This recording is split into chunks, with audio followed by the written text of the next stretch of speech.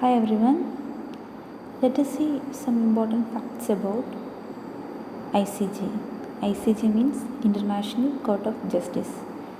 The headquarters of ICJ is at Hague, and this is often asked in the exams, so study this. Where is the headquarters of ICJ or International Court of Justice? Okay, and the members of this ICJ are all the United Nations members automatically will become the members of ICJ, and ICJ will be mainly dealing with all the disputes between the member countries, that is United Nations member countries.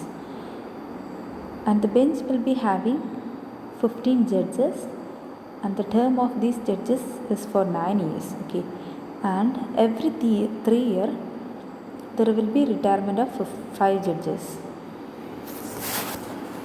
and the 15 judges are elected from different areas. There are allocation of these 15 judges from different parts of the world, and if we are looking into that, we can see that the western countries are allocated with the 5 seats in the ICJ, and 3 seats are for African countries, then 2 seats are for European countries, then 3 is for Asian countries, and 2 is for Latin American countries.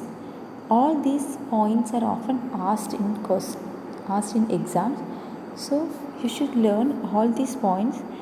They may put questions in different form of sentences using these points. Okay, so I'll repeat all these points once again. The headquarters of this ICJ or International Court of Justice is in Hague, and the member countries are all UN members.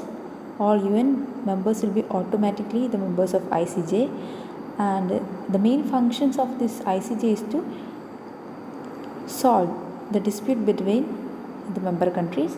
Then it has 15 judges for a term of 9 years, and 5 judges will be retiring every 3 years. Okay, and regarding the allocation of the judges for the different countries, 5 judges is for Western countries, 3 for African, 2 for European, 3 for Asian, and 2 for Latin American countries. Okay, so that's all about this International Court of Justice main points. Thank you.